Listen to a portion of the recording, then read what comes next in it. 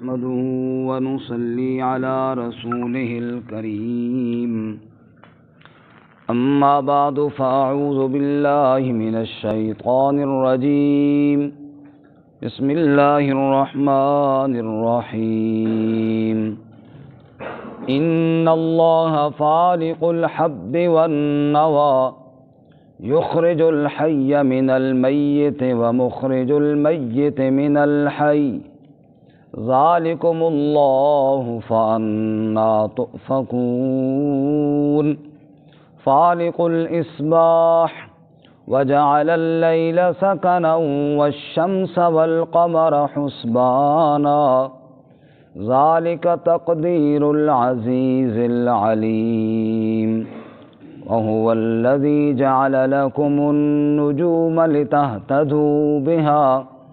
لتهتدوا بها في ظلمات البر والبحر قد فصلنا الآيات لقوم يعلمون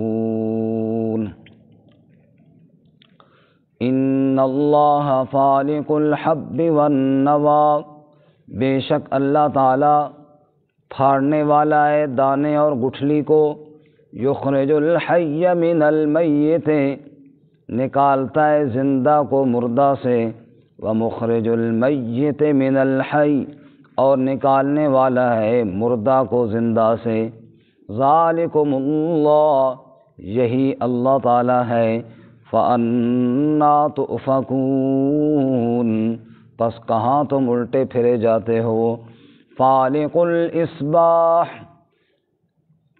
چیرنے والا ہے صبح کو، وجعل اللیل سکنا والشمس والقمر حسبانا، اور بنایا رات کو سکون کا ذریعہ اور سورج اور چاند کو حساب کا ذریعہ، ذالک تقدیر العزیز العلیم، یہ اندازہ ہے اس ذات کا جو غالب ہے علم والا، وَهُوَ الَّذِي جَعَلَ لَكُمُ النُّجُومَ، اور وہی ذات ہے جس نے بنایا تمہارے لیے ستاروں کو، لِتَهْتَدُوا بِهَا، تاکہ تم رہنمائی حاصل کرو ان کے ذریعے، فی ظلمات البر والبحر، خشکی اور سمندروں کے اندھیروں میں، قد فصلنا الآیات، یقیناً تفصیل سے بیان کر دی ہم نے آیات، لقوم یعلمون،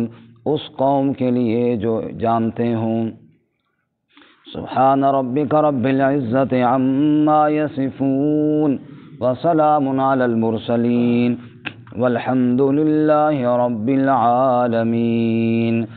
اللہم صل علی محمد وعلی آل محمد کما صلیت علی ابراہیم وعلی آل ابراہیم انک حمید مجید۔ اللہم بارک علی محمد وعلی آل محمد کما بارکت علی ابراہیم وعلی آل ابراہیم انک حمید مجید۔ معزز سامعین، سورۃ الانعام کا 12واں رکوع آیت نمبر 95، 96 اور 97 آپ کے سامنے تلاوت کی ہیں۔ اللہ رب العزت ان کے مطابق صحیح بیان کی توفیق عطا فرمائے اور ہمیں قرآن و سنت پر عمل کرنے کی توفیق عطا فرمائے۔ اس سے قبل آپ حضرات نے سنا انبیاء علیہم الصلاۃ والتسلیمات کا تذکرہ اللہ نے فرمایا، ابراہیم علیہ السلام کا تفصیلی اور باقی انبیاء کا تائیدی، اور شرک کی تردید فرمائی۔ اس کے بعد اہل کتاب پر، یہود پر خصوصاً شکوہ ارشاد فرمایا کہ جنہوں نے اللہ کی قدر نہ کی اور یہ کہا کہ نعوذ باللہ اللہ تعالیٰ نے کسی بشر پر کوئی کتاب نازل نہیں کی، اس کا جواب دیا کہ تورات کس نے نازل کی تھی؟ جس اللہ تعالیٰ نے تورات کو نازل کیا موسیٰ علیہ السلام پر، اسی اللہ نے قرآن کو نازل کیا حضرت محمد الرسول اللہ صلی اللہ علیہ وسلم پر۔ پھر ان کو ڈرایا کہ جب موت کا وقت آئے گا اور فرشتے روح کھینچیں گے، اس وقت تمہارا کوئی مددگار نہیں ہوگا، رب کی بارگاہ میں اکیلے جاؤ گے اور سب شریک اور سفارشی ادھر ہی رہ جائیں گے۔ آج کے سبق میں دوبارہ اللہ تعالیٰ مسئلہ توحید بیان کرتے ہیں اور اب اس پر عقلی دلائل ارشاد فرماتے ہیں۔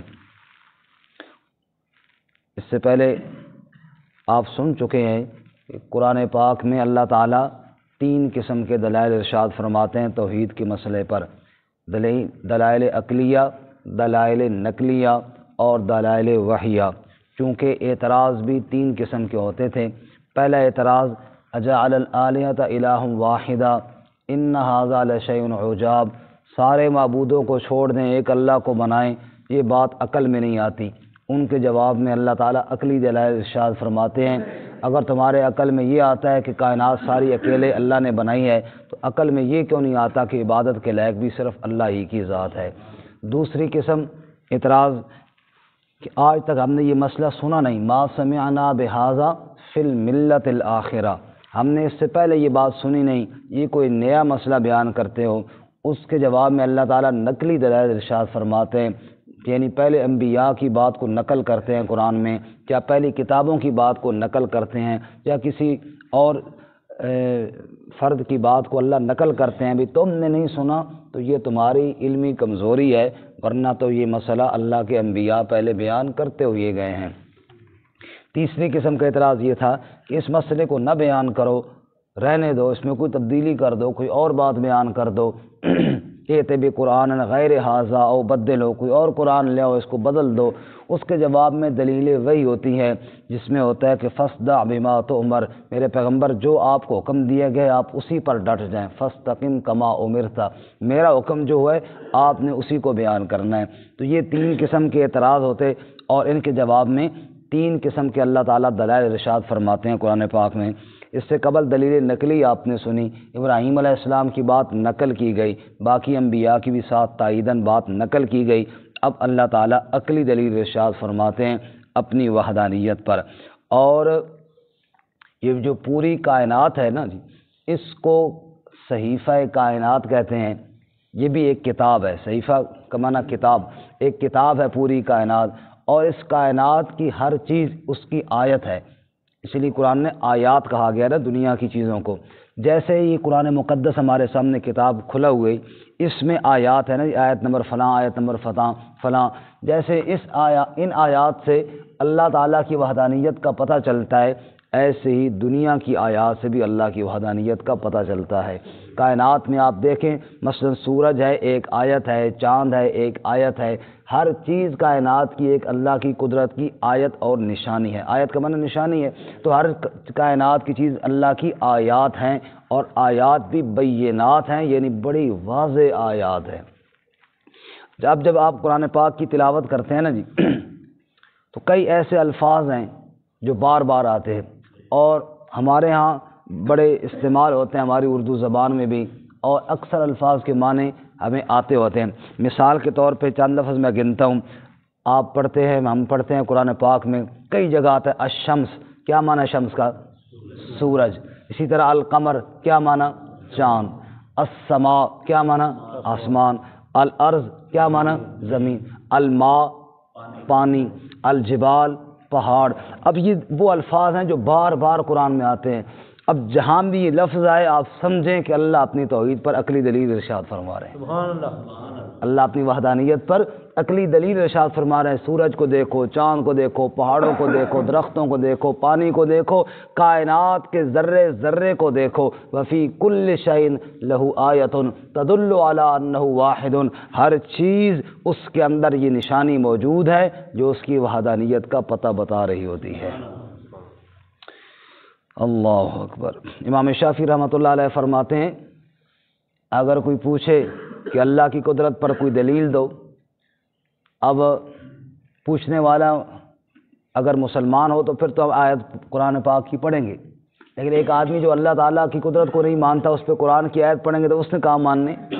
امام شافعی رحمۃ اللہ علیہ فرمائیں گے، فرماتے ہیں میں اس کو کہوں گا کہ دیکھو انڈے کو دیکھو، ایک بند کمرہ ہے جس کے اندر ہوا جانے کا کوئی راستہ نہیں، جس کے اندر روشنی جانے کا کوئی راستہ کوئی نہیں، مکمل بند ہے، اور ایسا کمرہ کہ جس کے اندر نہ کوئی جا سکتا ہے نہ کوئی آ سکتا ہے، اچانک وہ کمرہ گر جاتا ہے، یعنی وہ پھٹ جاتا ہے انڈا، اس میں سے ایک جاندار برآمد ہوتا ہے جس کی 2 آنکھیں بھی ہیں، جس کے 2 پنجے اور پاؤں بھی ہیں، جس کے اندر سانس لینے کا نظام بھی ہے، جس کے اندر ہضم کرنے کا نظام بھی ہے، اور جس کے اوپر کچھ بال بھی کچھ پر بھی اگے ہوئے ہیں۔ اور عجیب بات یہ ہے کہ وہ یہ بھی سمجھتا ہے کہ مرغی کے پروں کے نیچے میرے لیے امن ہے، اور بلی اور چیل کوے کو دیکھ کر بھاگتا ہے کہ یہ میرے دشمن ہیں۔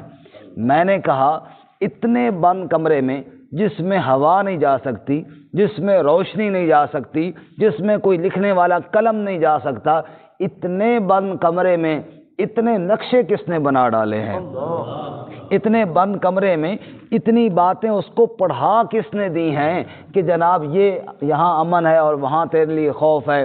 تو کہنے لگے اگر کوئی عقل والا عقل کے ساتھ سوچے، قرآن کو نہ دیکھے، حدیث کو نہ دیکھے، اللہ رسول کی بات کو نہ دیکھے، صرف عقل کو بھی استعمال کرے، تو دل اس کا بولے گا کہ واقعی کوئی ایسی ہستی ضرور ہے جو اس بند کمرے اور بند انڈے کے اندر بھی ایسے نقشے بنا رہی ہے اور ایسی قدرت کا اظہار فرما رہی ہے۔ اور پھر ضمیر بولے گا کہ وہ ذات کون سی ہے؟ وہ میرے اللہ کی ذات ہے۔ فرمایا کہ دیکھو درختوں کو دیکھو، پتوں کو دیکھو، پھولوں کو دیکھو، بکری کھاتی ہے دودھ دیتی ہے، شہد کی مکھی کھاتی ہے شہد بنتا ہے، اور ریشم کا کیڑا کھاتا ہے ریشم نکلتا ہے۔ اب وہی پھول، وہی درخت، وہی پتے، لیکن یہ کاریگری کس کی کام کر رہی ہے؟ یہ میرے رب کی کاریگری کام کر رہی ہے۔ فرمایا کائنات ساری نشانیاں ہی نشانیاں ہیں، تجلی تیری ذات کی سو بسو ہے، جدھر دیکھتا ہوں ادھر تو ہی تو ہے۔ اور مولانا روم نے فرمایا ہر گیا ہے کہ از ضمیر روید وحدہ لا شریک لہ گوید، ہر گھاس کا وہ تنکا جو زمین سے سر اوپر اٹھاتا ہے وہ اس کی وحدانیت کو بیان کرتا ہوا آتا ہے۔ اب سنیے ذرا اللہ تعالیٰ یہاں پہ کیا فرماتے ہیں۔ اب اس عنوان کو ذہن میں رکھ کر اب آیت کو دیکھیے۔ فرمایا ان اللہ فالق الحب والنوى، بے شک اللہ تعالیٰ پھاڑنے والا ہے الحب دانے کو، والنوى اور گٹھلی کو۔ گندم کا دانہ پھینک کر آ جاتے ہو، اس کو وہاں سے پھاڑ کر یعنی اس میں سے پورا پودا نکالنے والا کون ہے؟ کھجور کی گٹھلی سے اتنا بڑا درخت نکالنے والا کون ہے؟ آم کی گٹھلی سے اتنا بڑا درخت نکالنے والا کون ہے؟ فرمایا دانے اور گٹھلی کو پھاڑ کر ان میں سے پودا نکالنے والا کون؟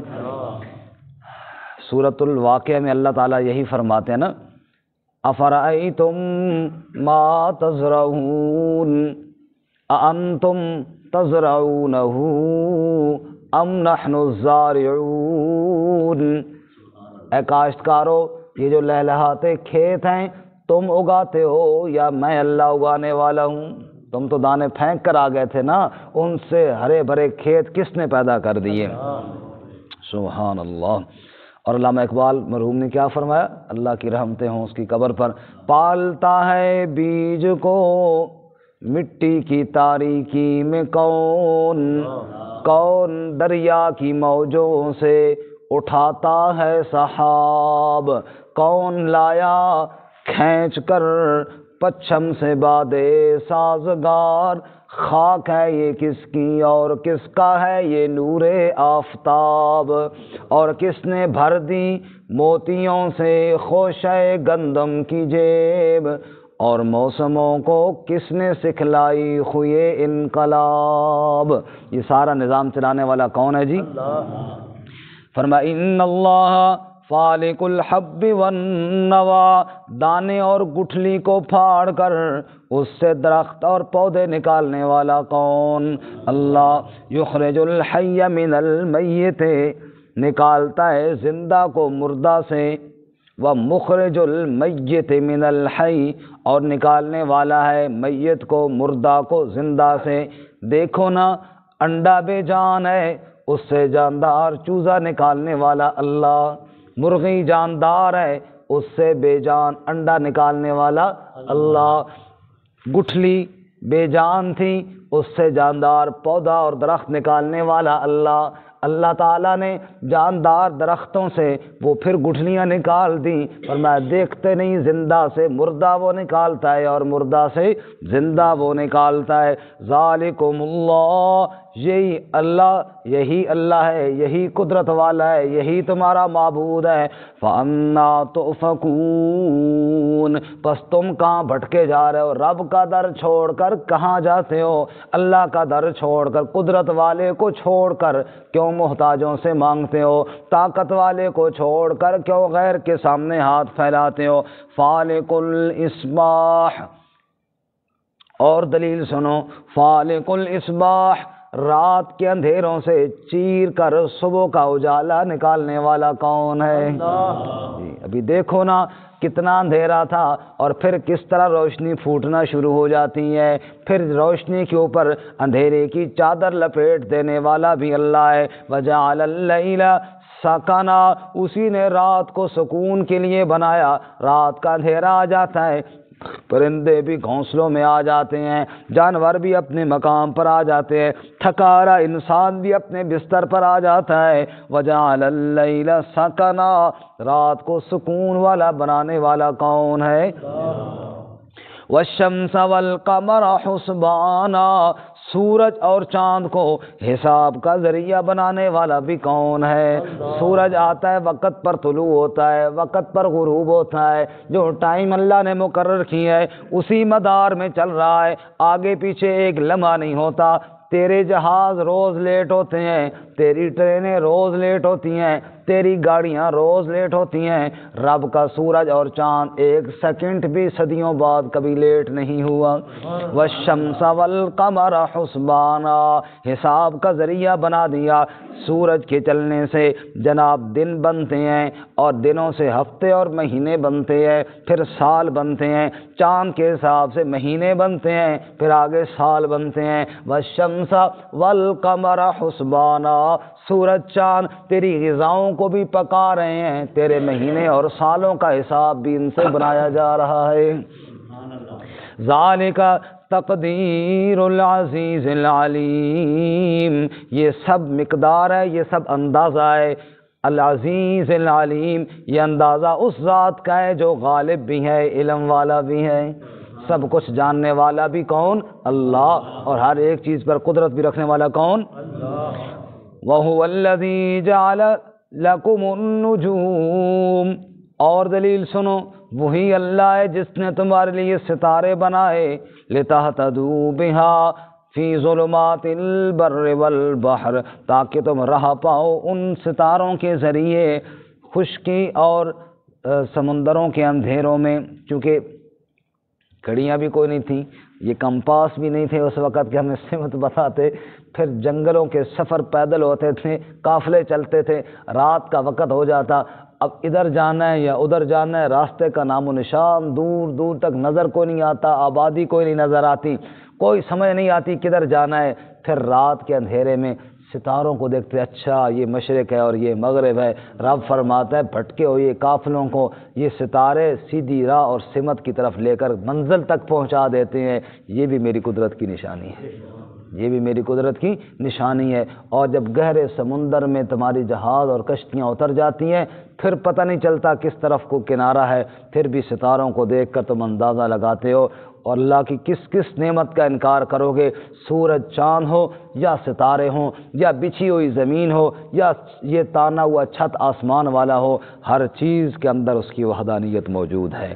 فرمایا جعل لکم النجوم لتہتدوا بہا فی ظلمات البر والبحر، تاکہ تم راہ پاؤ، ظلمات کا معنی اندھیرے، البر کا معنی خشکی یعنی جنگل، والبحر کا معنی دریا اور سمندر۔ قد فصلنا الآیات، یقیناً ہم نے تو تفصیل سے آیات کو بیان کر دیا، ہم نے تو کھول کھول کر آیات کو بیان کر دیا، لقوم یعلمون، اس قوم کے لیے جو جانتے ہو، جو جس کے اندر یہ پتہ ہو، جن کو احساس ہو کہ واقعی یہ رب کا کلام ہے، اور رب کے کلام کی روشنی میں اس دنیا کو دیکھیں، پھر ان کو پتہ چلے گا کہ واقعی یہ آیات بتاتی ہیں کہ دنیا کی آیات اللہ تعالیٰ کی قدرت کی نشانیاں ہیں۔ اللہ تعالیٰ ہمیں عمل کی توفیق عطا فرمائے۔